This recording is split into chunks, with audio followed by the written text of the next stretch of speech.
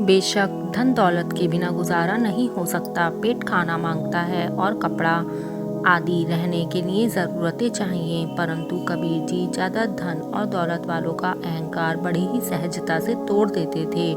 धनी लोगों में उनका एक नया चेला नवाब बिजली खान पठान भी था। वह कबीर जी से मिलने आ रहा था और उनके लिए कीमती उपहार और 500 सोने की मोहरें भी ला रहा था, परंतु काशी आते समय रास्ते में उसके मन में अहंकार ने जन्म ले लिया कि कबीर जी एक गरीब जुलाहे हैं और आज तक किसी ने भी उन्हें इतनी बड़ी भेंट नहीं दी होगी। यह सोचता हुआ वह काशी पहुंच गया और कबीर जी के स्थान पर आकर उनकी संगत में हाजिर हुआ और उनके चरणों को हाथ लगाकर वह समस्त उपहार और 500 सोने की मोहरें भी रख दी।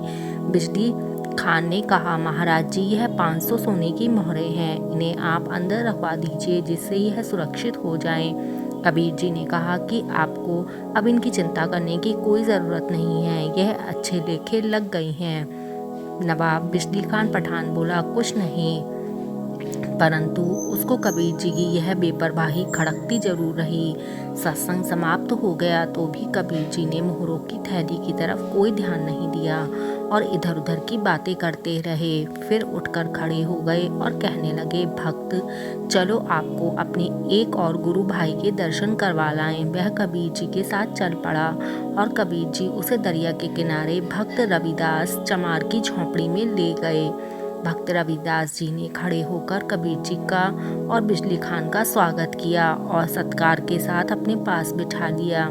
इधर उधर की बातें करने के बाद कबीर जी ने कहा, रविदास, सुना है आपके यहाँ पर कल झाला की रानी आई थी। रविदास जी ने याद करने की कोशिश की और फिर बोले, कबीर जी, वह एक हीरा दे गई थी। यह सुनकर बिजली खान पर जैसे बिजली ही गिर पड़ी। वो सोचने लगा, एक चमार की झोंपड़ी में रानियां भी आती हैं और कीमती हीरे भेंट करती हैं।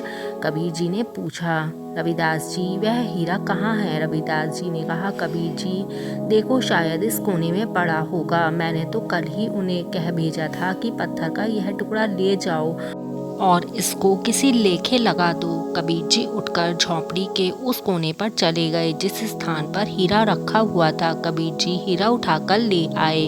कबीर जी ने बिजली खान से पूछा, क्यों भक्ति जी, यह कितने का होगा? हीरे की चमक देखकर नवाब बिजली खान दंग रह गया। उसके दोनों हाथों में एक बेशकीमती हीरा था।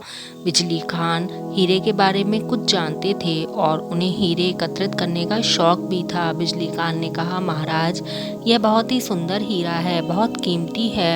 यह कोई 10,000 सोने की मोहरों का होगा। भक्त रविदास जी ने बिजली खान की बात पर कोई विशेष ध्यान नहीं दिया।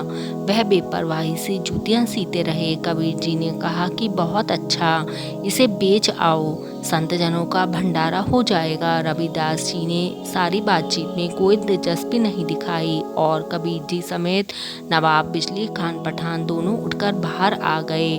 बिजली खान को बहुत बड़ी भेंट चढ़ाने का जो अहंकार हो गया था वह सारा उतर चुका था। यह देखकर कि इन फकीरों को तो 10-10 हजार की मोहरों के हीरे भेंट होते हैं और फिर भी यह उनकी तरफ आंख उठाकर भी नहीं देखते। मेरी 500 मोहरें तो कहीं भी नहीं हैं। वापस जब वह कबीर जी के निवास स्थान पर पहुंचे तो वह और भी ज़्यादा हैरान रह गए कि वहां पर सैकड़ों गरीब मिठाई लेकर आ रहे हैं और बाहर दरवाजे पर खड़ा हुआ संत कमाल, जो कि कबीर जी का पुत्र है, वह नवाब द्वारा लाई गई मोहरों की थैली में से सभी को एक एक मोहर देता जा रहा है।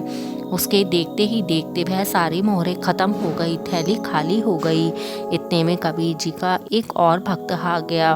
उसने बहुत ही सुंदर पोशाक पहनी हुई थी। वह बड़ी नम्रता के साथ कबीर जी के चरणों में झुका और माथा टेक कर बैठ गया। उसकी आंखों में से आंसू गिरते दिखाई दिए। कबीर जी ने बड़े प्रेम से पूछा कि भक्त सवरण शाह, आपकी उदासी का क्या कारण है? सवरण शाह बोला, महाराज, क्या बताऊं, सब कुछ तबाह हो गया है। विदेशों से जो जहाज माल से लदा हुआ था वह समुद्र में गर्क हो गया है। मैं तबाह हो गया गुरुदेव, दिवाला निकाले बिना कोई रास्ता नजर नहीं आता और इस बेइज्जती से तो अच्छा मौत को कबूल कर लूं, लेकिन आपका फरमान है कि आत्मघाती महा अपराध है, इसीलिए आपकी शरण में आया हूँ। सवरण शाह ने बड़े ही दर्दनाक शब्दों में अपनी दीन दशा का बयान कर दिया। कबीर जी ने हंसते हुए कहा, सवरण शाह, यह बताओ कितनी माया मिल जाए कि तुम्हारी इज्जत बच जाए। शायद हमारे राम जी कुछ व्यवस्था कर दें। वह कबीर जी की ऐसी बात सुनकर अवाक रह गया और सोच के गहरे समुद्र में गोते लगाने लगा। तभी कबीर जी ने दोबारा उससे वही प्रश्न किया। सवरण शाह बोला, गुरुदेव जी, कम से कम 10,000 मोहरें हो तो इज्जत बच सकती है। इतनी रकम की हुंडी तो 1-2 दिन में ही भरनी है। अगर भरूंगा नहीं तो दिवाला निकालना पड़ेगा और इसका मतलब होगा मौत।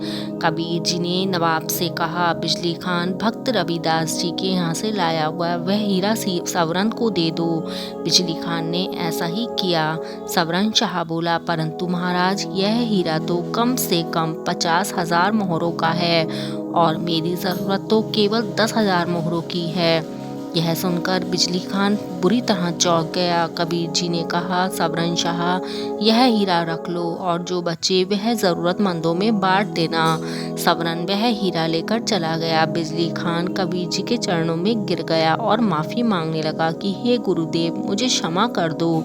कबीर जी ने हंसकर कहा, हे भक्त, अहंकार बुरी बला है और यह इंसान का कुछ भी नहीं बनने देता, इसलिए इससे बचकर रहो और किसी भी हालत में इसे आगे नहीं आने दो। चाहे आप दौलतमंद हों, परंतु भक्तों को दौलत की कोई ज़रूरत नहीं, क्योंकि उनकी हर ज़रूरत को पूरा करने के लिए उनका राम तत्पर रहता है, इसलिए उनको किसी भी चीज़ की कमी नहीं आती।